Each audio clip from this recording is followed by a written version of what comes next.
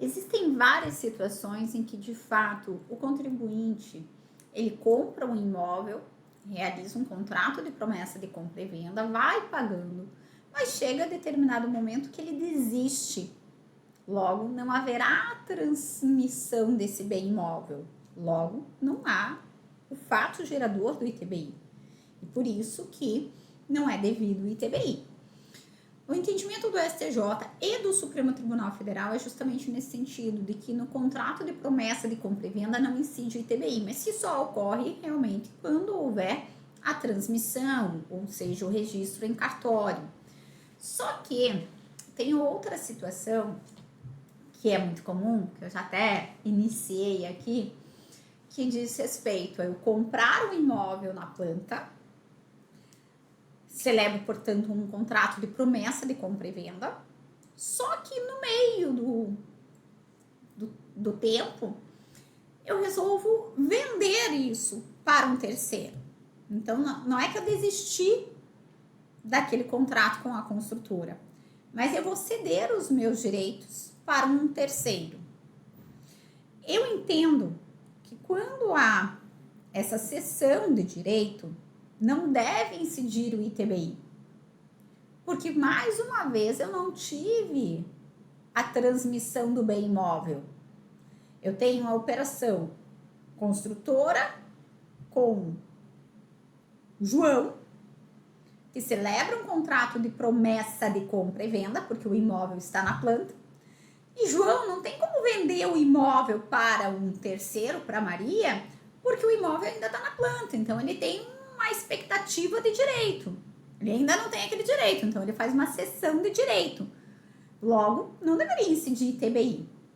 E essa questão foi levada para o Supremo Tribunal Federal no ARE 1294969. Quem quiser anotar, vale a pena, sobretudo para acompanhar, porque ainda não temos um julgamento definitivo. Nós tivemos uma primeira situação, um julgamento do Supremo, no sentido de dizer que não deveria, de fato, incidir o ITBI, porque só haveria uma transmissão. Só que eu entendo que foi realmente uma falha do Supremo. Quando ele chegou a essa conclusão, não que a conclusão esteja errada, para mim está certa a conclusão, mas para ele chegar nessa conclusão, ele usou diversos precedentes referentes ao contrato de promessa de compra e venda, que no contrato de promessa de compra e venda não deveria incidir o ITBI. Só que aqui não é bem um contrato de promessa de compra e venda, que de fato não incide o ITBI. Mas eu tenho três contratos não, né? 2 contratos. Um contrato de promessa de compra e venda, e desse aqui para esse aqui, eu tenho uma cessão de direitos. Aí o que acontece? Quando a gente vai lá pro cartório, infelizmente não tem mais como colocar a construtora passando direto para esse terceiro. Tem que narrar tudo o que aconteceu. Primeiro foi celebrado um contrato de promessa, compra e venda com o João, e João cede o direito para Francisca. Logo o imóvel vai para Francisca. O imóvel era de quem? Da construtora. Vai para quem? Para Francisca. Foi para esse? Não, porque esse no meio do caminho cedeu o direito dele. Como é que vai haver 2 incidências de ITBI? Que é o que o município tem cobrado. Então, no Supremo Tribunal Federal, o primeiro julgamento foi no sentido de que não deveria incidir ITBI nessa operação, sob pena de termos 2 vezes o imposto sobre uma mesma coisa, porque só há uma transmissão, de fato. Mas o problema é que, como precedentes, o Supremo mencionou os contratos de promessa de compra e venda. Com base nisso, o município, então, recorre, apresenta embargos de declaração dessa decisão do Supremo, nesse ARE 1294969, para dizer, você se pautou aí em algo que é diferente da situação concreta. Aqui não se refere a um contrato de promessa de compra e venda para você se valer de precedentes do contrato de promessa de compra e venda. E o Supremo aceitou os embargos, disse, você tem razão, município. De fato, eu me vali aqui para chegar na minha conclusão de uma situação que não é a mesma desse contribuinte, logo irá novo julgamento. E até agora não houve a decisão final. eu acredito que vai acabar tendo aí essa incidência, em que pese eu ser totalmente contra. Se Deus quiser, vamos nos manter nesse sentido, mas a minha defesa é justamente nesse sentido, de que a transmissão só ocorrerá uma única vez, porque é da construtora que vai transmitir para o terceiro aqui. Esse intermediário, digamos assim, ele é meramente um intermediário realmente, porque ele celebra um contrato de promessa de compra e venda que não tem incidência de TBI. Quando cede os seus direitos para esse terceiro, como é que vai querer que haja incidência dessa operação e dessa operação? Que haja, então, somente dessa operação para essa aqui. Tá?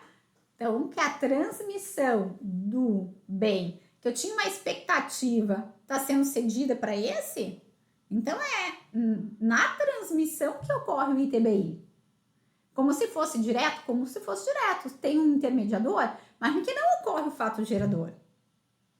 Vamos aguardar aí cenas do próximo capítulo, né? Vamos esperar o julgamento do Supremo Tribunal Federal, mas eu ressalto que quem estiver nessa situação, vale a pena impetrar o mandado de segurança aí, porque para que não haja incidência do ITBI sob pena, né, de ter que posteriormente pedir a restituição, ou ainda que você já tenha pago, pede a restituição.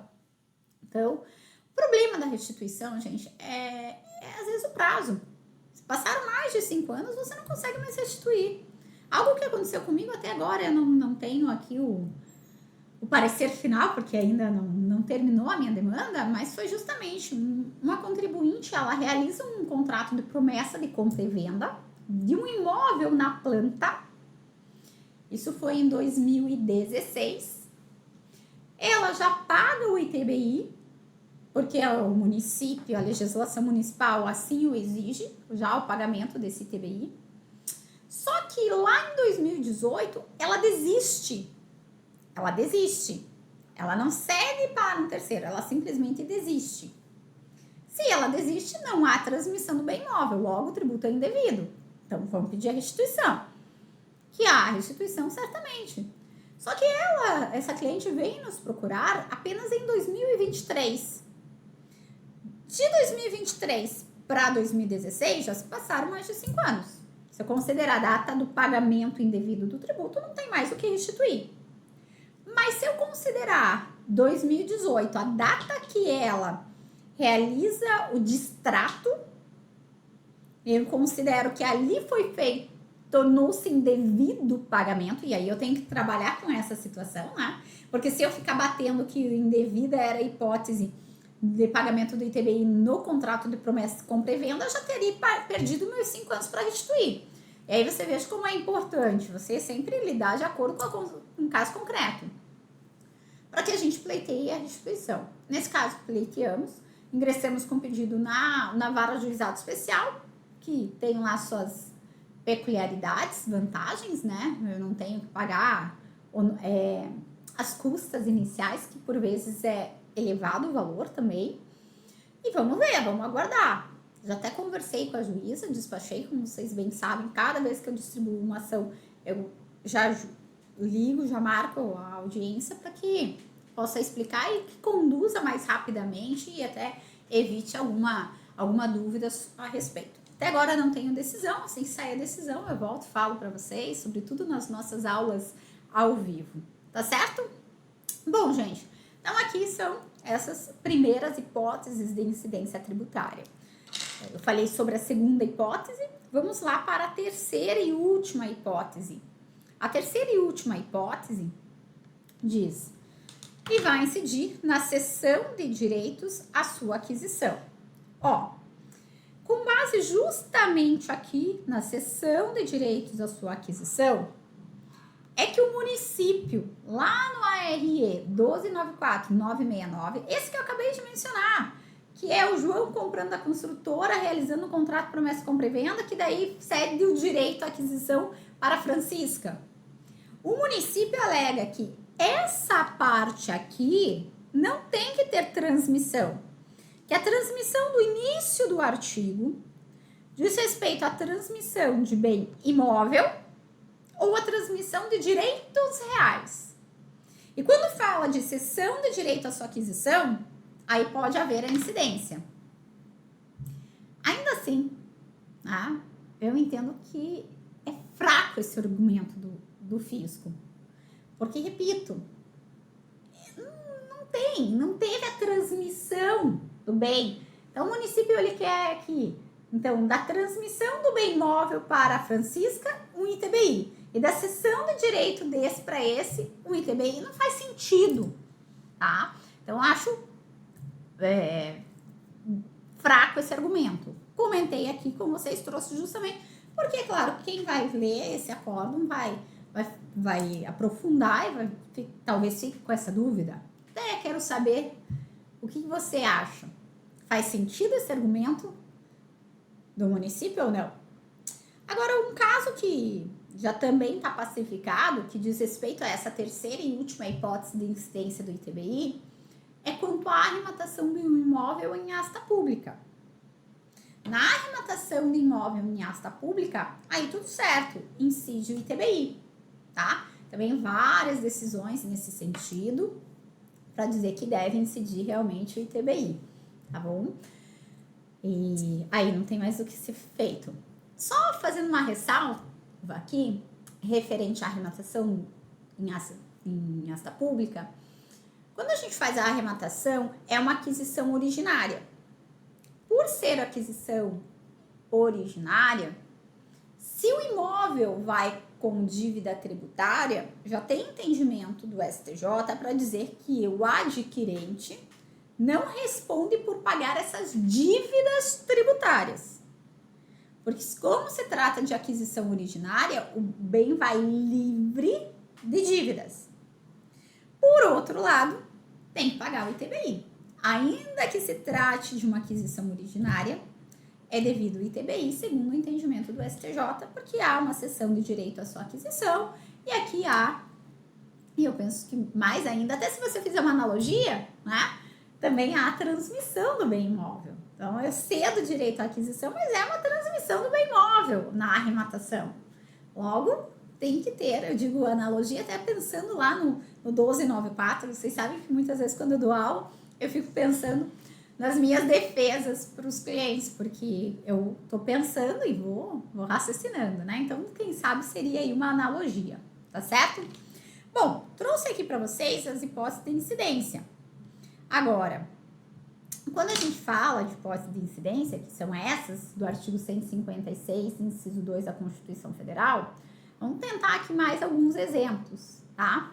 Então, compra e venda, que a gente já comentou, dação em pagamento de bem imóvel, lógico, permuta, mandato em causa própria com poderes equivalentes para a transmissão do bem imóvel, a arrematação, a adjudicação, valor do imóvel que na divisão de patrimônio comum ou na partilha forem atribuído a um dos cônjuges separados ou divorciados e uso e fruto. Gente, quanto a essa parte aqui, vale muito a pena, tá? Que divisão de patrimônio comum ou na partilha forem atribuídos a um dos cônjuges separados ou divorciados. Vale a pena nós refletirmos pelo seguinte.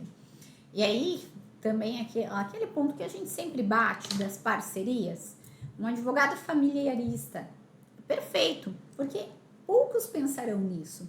E ainda que pensem, talvez eles não consigam elaborar um planejamento assim como nós, tributaristas. O que acontece, tá? É muito comum isso, a maioria já até sabe e aplica, e eu digo a maioria, inclusive quando não se trata de advogado tributarista, mas muito se sabe que quando há mera divisão do patrimônio, não há que se falar na incidência dos impostos de transmissão. E aqui eu já até vou usar no plural dos impostos de transmissão, lembrando que talvez seja devido o ITCMD ou talvez seja devido o ITBI. Tá? Isso faz uma diferença brutal, sobretudo na elaboração do acordo. E vejam, olha só, vamos imaginar que um casado aí, com regime parcial de bens, e durante a constância do casamento, eles adquiriram um patrimônio de 10 milhões. Então, vou até trazer aqui para o papel. Então, fizeram um patrimônio de 10 milhões, sendo que desse patrimônio tem carros, tem empresa, tem imóveis, casa na praia, casa na cidade, tem aí um patrimônio de 10 milhões.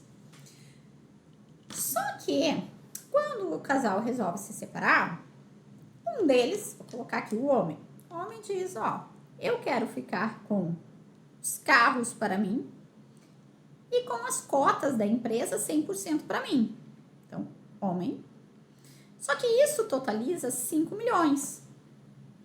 E os imóveis ficam, portanto, para a esposa, para a mulher, que totaliza também 5 milhões. Só que a divisão foi essa. Carros para um, empresa para um e os imóveis para outro. Você concorda comigo que aqui houve tão somente a partilha dos bens?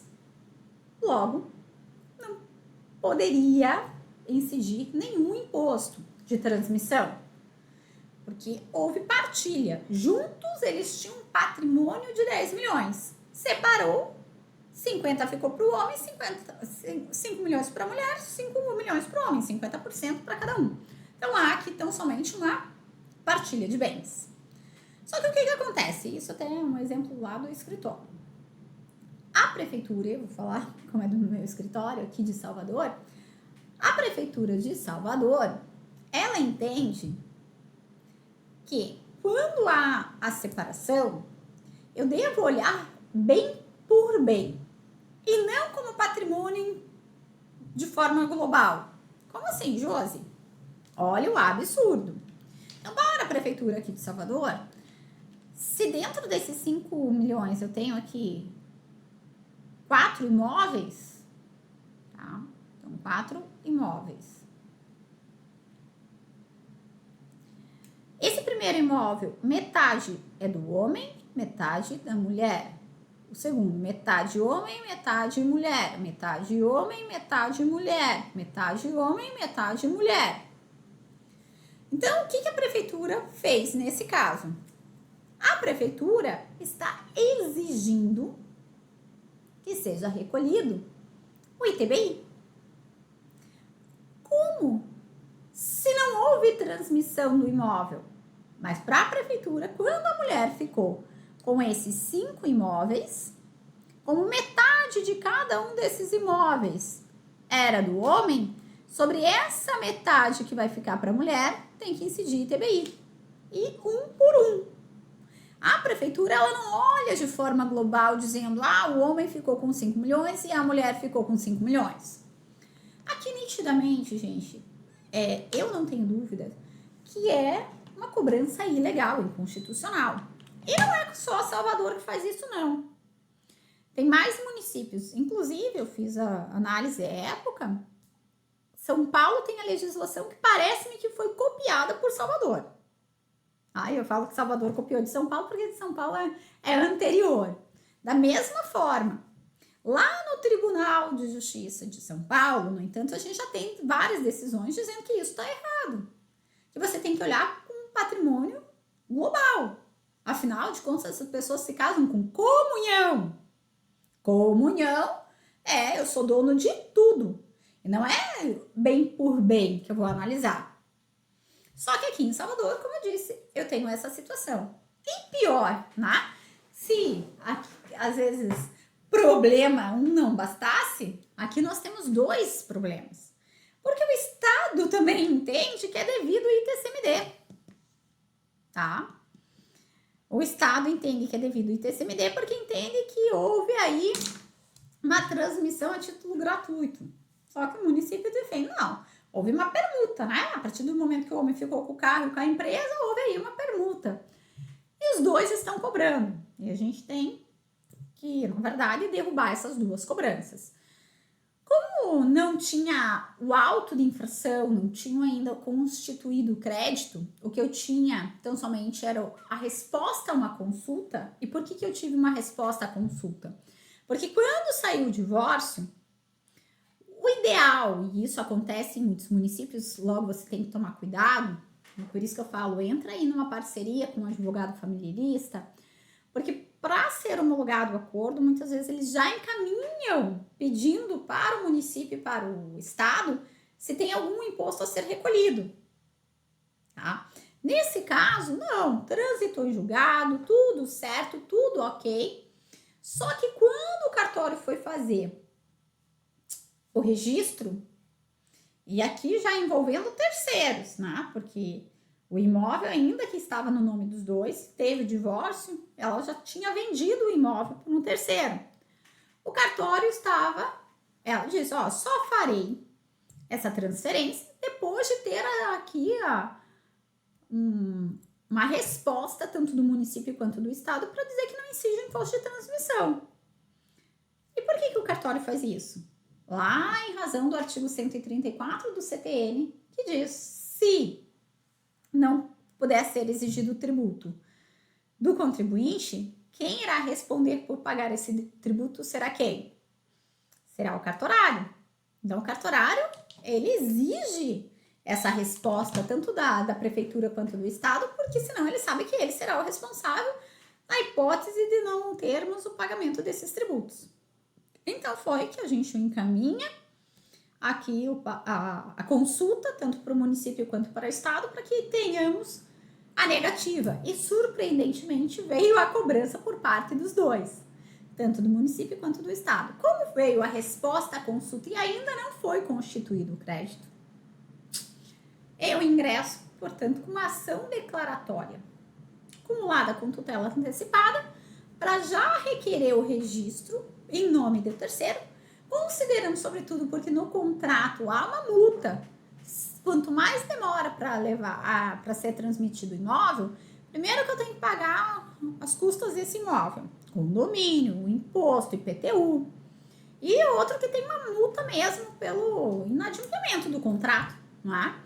Então eu peço a tutela alegando justamente que aqui é importante essa tutela. O triste desse caso, e aí que já sirva de exemplo, porque aqui é uma aula de prática, né? Não é só uma aula de teoria. O triste é que eu entro com isso, sou obrigada a entrar em vara juizado especial, porque são pessoas físicas, e o valor da causa foi aí inferior a 60 salários mínimos. Ingresso no juizado especial. E por que eu não gosto tanto do juizado especial? Porque não necessariamente ali eu tenho um conhecimento pleno do tributário, e pior ainda, é muito difícil eu ter possibilidade de recursos, né?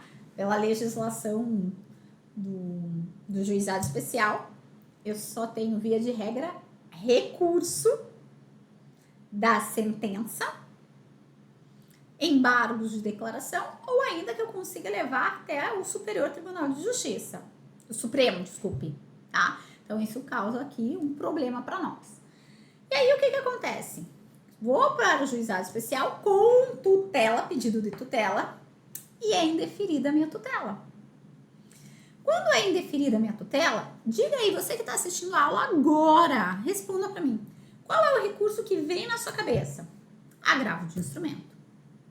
À época, o advogado responsável no meu escritório por esse processo, ele era juiz leigo do juizado especial. E aí ele falou assim pra mim, Josi, mas não cabe, né? Agravo em juizado especial. Eu falei com toda calma, não cabe no juizado especial aí simples, da 9.099. Mas nosso juizado, que leva em consideração as leis específicas de juizado especial, aí sim, tanto em âmbito federal quanto em âmbito da Fazenda Pública, aí cabe. Como é juizado Fazenda Pública, que é regido pela 12.153 de 2009, então cabe. Aí ele teima comigo e diz, Josi, não cabe, aqui eles não vão aceitar. Foi logo que eu vim morar aqui em Salvador. Mas será que é a única cidade do Brasil que não aceita? Será que essa é a única cidade do Brasil que não vai aceitar? Todo o resto tem aceita? E aí a gente faz uma pesquisa. Ainda não é pacificado que todas as cidades que tenham juizado especial aceitam agravo de instrumento, realmente, da decisão que não admite, que indefere a tutela antecipada. Porque quando eu faço a leitura, e aí eu acredito que está lá no artigo 4º da 12.153, ela diz o seguinte, ó, salvo as decisões do artigo 3º, só cabe recurso da sentença. Então, como ele fala salvo as decisões do artigo 3º, no artigo 3º ele faz menção justamente às decisões de tutela, que indeferem a tutela. Só que a redação é ruim, que ela fala decisão que defere tutela. E aí o que acontece? Muitos estão interpretando que se é deferida a minha tutela, o Estado, o município, eles podem recorrer por agravo de instrumento. No meu caso, que foi indeferida a tutela, eu não posso apresentar agravo de instrumento. O que eu acho tamanho absurdo a interpretação nesse sentido. Você vem falar pra mim, ó, não cabe ninguém pode agravar? Ainda ok, né? Mas dizer que um pode recorrer por agravo de instrumento e o outro não pode, cadê a proporção? Tá, Josi, e aí nesse caso? E aí, quando você tem uma decisão teratológica que não cabe recurso, você impetra em mandado de segurança. Aí todo mundo falava pra mim, Josi, impetra em mandado de segurança. Eu falava, gente, mas espera lá, não é possível. Para eu impetrar o mandado de segurança, eu tenho um prazo de até 120 dias, que a gente já estudou isso, né? Artigo 23 lá do 12.016. Para eu ingressar com agravo de instrumento, eu tenho 15 dias. Eu acho que eu vou agravar, porque eu preciso receber um não na minha cara bem dado, porque aí sim eu vou dizer que eu tenho motivo, né? Tive uma decisão teratológica ainda que não cabe recurso, tanto que eu agravei e falaram que não cabe. E aí eu tenho tempo ainda para impetrar mandado de segurança, porque vai que eu apresente mandado de segurança, mudou lá o juiz, mudou lá o povo, e o povo agora acha que cabe agravo de instrumento. Perdi meu prazo para gravar. E ainda nas pesquisas aprofundadas, justamente na turma que caiu o meu recurso, eu fiz a pesquisa, e nas 2 turmas tinham decisões exatamente no meu sentido. Uma turma, tô até me lembrando, faz tanto tempo, que dizia, não, tanto quando é deferida quanto indeferida, cabe agravo de instrumento. E aí, adivinha? Meu agravo caiu justamente nessa turma. Eu falei, viu? Vamos aceitar o agravo de instrumento. Surpresa, indeferir o meu agravo de instrumento. Mas aí, o que eu fiz? Aí sim, eu apresentei mandado de segurança. Em mandado de segurança, com pedido de liminar, eu consegui aqui para fazer o registro, tá? Fazer o registro, enquanto se discute se é devido ITCMD ou ITBI ou nada, como eu defendo que é indevidos ambos os tributos. Brincadeira, já se passaram aí uns 4 anos. E aí entra também, né, a questão da experiência do advogado. O cliente, ele fica me cobrando o tempo inteiro, doutora, aí não vai correr pra gente ter a decisão definitiva? Eu falo, meu caro, você já não transferiu os teus imóveis? Não tá tranquilo? Vamos esperar. Vai que tem uma decisão ruim aí que você tem que pagar. Vai ser ruim, não vai? Então deixa rolar. Só que na verdade eu tô esperando o quê? Que ocorra a decadência. Lembra no começo que eu falei pra vocês? Não tem constituição do crédito. Eu entrei com declaratória. Então, Deus queira que ocorra uma decadência. Olha que maravilha, gente. Vai ser? Não é? Então, olha. Aí é aquelas famosas teses que você perdeu, mas ganhou. Termos práticos, muito melhor.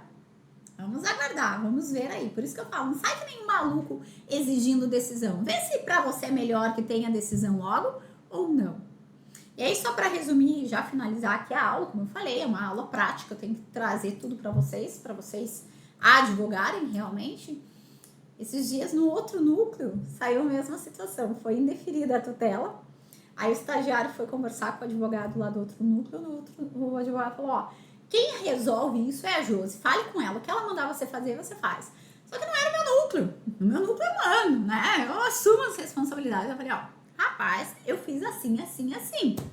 Até porque na época eu liguei para milhões de advogados aqui, milhões de juízes, todo mundo mandou eu apresentar mandado de segurança. Mas eu teimei, apresentei a dava de instrumento por isso. O estagiário, que já tá no último ano, falou, doutora, a senhora tem toda a razão. Falei, ó, mas não dá por mim não, faça aí uma pesquisa, já faz uns 4 anos, vê se, né, de repente tem alguma decisão. E aí, esses dias eu encontrei com ele e falei, e aí, o que você resolveu? Ele falou, doutora, eu conversei com 3 professores lá da faculdade, da Federal, todos mandaram fazer igual a senhora falou, porque é verdade. A gente apresenta grave, que o prazo é menor. Se entenderem que não é devido, que é incabível, a gente apresenta um mandado de segurança. Então, assim, são coisas que a gente tem que raciocinar. Nem sempre o que mandam a gente vai fazer.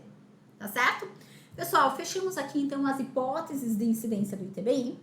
Próxima aula, que é só mais uma aula de ITBI, que daí eu já entro também com tese. Falei que tinha acabado, né? Mas só para fechar a aula, aqui é o seguinte. Muitas vezes a gente monta essa partilha entre bens móveis e imóveis justamente para que não haja incidência de imposto, tá? Então, assim, na hora que você for dimensionar os bens, faça justamente isso. Atribua valor, inclusive para bens móveis. Às vezes tem obras de arte que você acaba nem pensando em colocar, mas tente sempre essa equiparação para não ser devido nenhum imposto. Fica a dica. E a aula que vem, então, a gente fecha aqui o ITBI. A aula que vem tem 2 pontos importantes que são para vocês ganharem dinheiro, realmente. Um caso de imunidade de ITBI e outro caso da tese aí, que lá no escritório, vou ser bem sincera, tem nos dado um bom dinheirinho. Então, vale a pena vocês ficarem espertos com essa tese de ITBI. Beijo grande e até mais!